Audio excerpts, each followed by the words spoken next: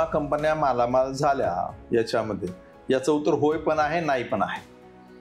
होय ह्या अर्थाने आहे की जर तुम्ही 2016 पासून आताचा जर पिरियड जर म्हटला, पूर्वी काय होतं, 2016च्या आधी फक्त भारतीय कृषी विमा कंपनी केंद्र सरकारची कंपनी होती. बरोबर. आणि काय असायचं की जेवढा विमा आता जमा झालेला आहे तेवढी जर नुकसान भरपाई आली तर भारतीय कृषी विमा कंपनी म्हणजेच ॲग्रिकल्चर इन्शुरन्स कॉर्पोरेशन जे आहे त्यांनी ती वाटायची.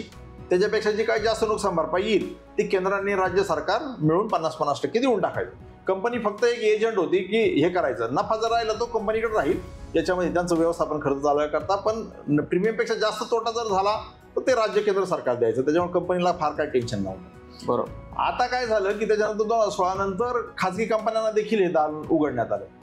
तुम्ही आता जर बघितलं तर 2023-24 याच्यामध्ये ज्या 9 कंपन्या होत्या आपल्या राज्यामध्ये काम करणाऱ्या, त्याच्यातल्या जवळपास 3 कंपन्या ह्या शासकीय म्हणजे शासकीय अंगीकृत व्यवसाय, जसं की ओरिएंटल इन्शुरन्स ही शासन अंगीकृत व्यवसाय जस्ट केंद्र सरकारचा स्टेक आहे. त्याच्यानंतर तुमची युनायटेड इंडिया ही केंद्र सरकार अंतर्गत, आणि भारतीय कृषी विमा कंपनी ही आहेत. ह्या 3 कंपन्या ज्या आहेत या शासनाच्याच कंपन्या थोडक्यात म्हणता येईल, कारण शासनाचं त्याच्यामध्ये मोठ्या प्रमाणात हे आहे, शासन रेग्युलेट करतं. तर शासनाच्या कंपन्या देखील आता कॉम्पिट करतात. ज्यावेळेस एक आपण खाजगी कंपनी म्हणू किंवा शासकीय कंपनी म्हणू तर त्या ठिकाणी तो व्यवसाय आहे, त्याच्यामुळे 4 रुपये गुंतवले तर 2 रुपये मिळाले पाहिजेत त्यांचं व्यवस्थापन आणि इन्व्हेस्टमेंट व रिटर्न्स. तर हा तर भाग आपण समजला पाहिजे. जी काही LIC भारतीय इन्शुरन्स कॉर्पोरेशन जे आहे, जे आपल्याला आरोग्य विमा देते किंवा तुमचं लाईफ इन्शुरन्स देते, त्यांना देखील आपण पेपरला बातम्या वाचतो त्यांनी सरकारला करोडो रुपयाचा प्रॉफिट दिला. म्हणजे या अर्थी झिला त्या अर्थी प्रॉफिट कमावला त्यांनी. याच्या कुठली कंपनी काहीतरी प्रॉफिट कमवण्याच्या अनुषंगाने नाही, साहजिक आहे. आता समजा तुम्ही आहे, मी आहे, समजा बँकेत आपण पैसे टाकतो, व्याज मिळेल चांगला, बँकेच्या तुलनेत आपण पतसंस्थेत का टाकतो? बँक जर आपल्या 8% देत असेल, पतसंस्था 10% देत असेल, आपल्याला साधारण तो एक स्वार्थ होतो की 2% कशाला आपण हे करायचे, चांगली पतसंस्था आहे, उगवून तो आपल्याला 2% जास्त पैसे मिळतील. हा जो भाग आहे हा स्थायी स्वभाव आहे. त्याच्यामुळे कोणतीही कंपनी या ठिकाणी ही व्यवसाय करण्यासाठी आले, त्या कंपनीमध्ये जो आहे कुणीतरी पैसा लावलेला आहे त्याच्यावर हे करण्यात, आणि त्याचे जे खेळाचे जे निकष आहेत ते केंद्र सरकारने ठरवून दिलेले आहे, ज्याला गाईडलाईन्स, ऑपरेशनल गाईडलाईन्स म्हणतो, की असं झालं तर असं करायचं आहे.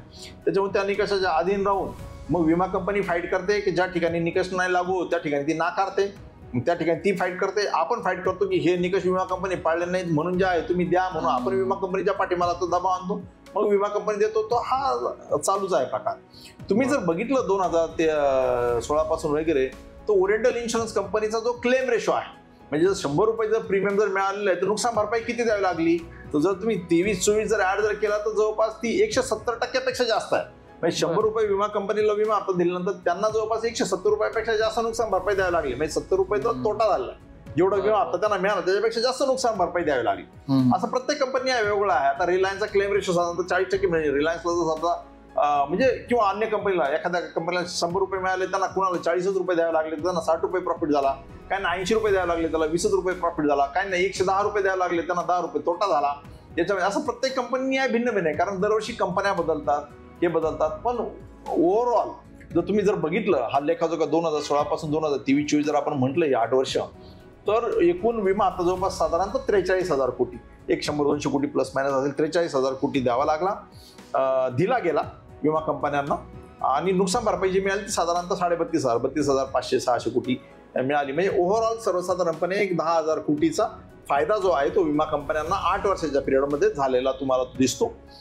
दुसऱ्या बाजूला जर बघितलं तर हे जे काही 43,000 कोटी दिले गेलेले आहेत, यामध्ये शेतकऱ्याला जे काही 1.5%, 2%, 5% प्रमाणे तो किती भरलेला आहे, तो साधारणतः 4,000 कोटी आहे. मग 3,900 वरती आहेत. साधारणतः लमचा आपण 4,000 कोटी जर म्हटला तर शेतकऱ्यांनी जे 4,000 कोटी भरले त्याच्या तुलनेत शेतकऱ्याला 32,000 कोटी मिळाले. म्हणजे 1 रुपया भरला त्याला 8 रुपये रिटर्न मिळाले याच्यामध्ये. आणि विमा कंपनीला देखील 10,000 कोटीचा फायदा झाला. म्हणजे शेतकऱ्यांसाठी देखील योजना प्रभावी ठरलेली आहे. ओव्हरऑल बघितलं, इंडिव्हिज्युअल शेतकरी मी नाही म्हणते, पण 4,000 कोटी शेतकऱ्यांनी प्रत्यक्षात भरले स्वतःच्या खिशातून, त्याला 32,000 कोटी मिळाले. वरचा तर शासनाने भरला याच्यामध्ये. म्हणजे 4,000 कोटी 43 वजा 4 जर गेले 39,000 कोटी केंद्राने राज्य शासनाने विमा आता सबसिडी म्हणून कंपन्यांना दिली याच्यामध्ये ही योजना चालवण्याकरता. आणि हे जे आहेत त्याच्यामुळे विमा कंपन्या 10,000 कोटी मिळाले. तर विमा कंपनीला पण चांगला झाला असं आपण म्हणूया, आणि शेतकऱ्यांना देखील मिळाला असं आपण म्हणूया. आणि शासनाने ही जनसेवेची योजना राबवली. जसं आता तुम्ही एसटी बघता, एसटी मध्ये म्हातारा मंडळींना फुकट आहे, ते कोणतरी भरतो, महिलांना 50% आरक्षण आहे. बरोबर. म्हणजे याचा एकूणातच निष्कर्ष असा की मागच्या 4 हंगामात, म्हणजे 2 खरीप आणि 2 रब्बी हंगामात जे शेतकऱ्यांनी 1 रुपयात फक्त विमा योजनेचा लाभ घेतला, ती विमा योजना आता कालबाह्य झालेली आहे.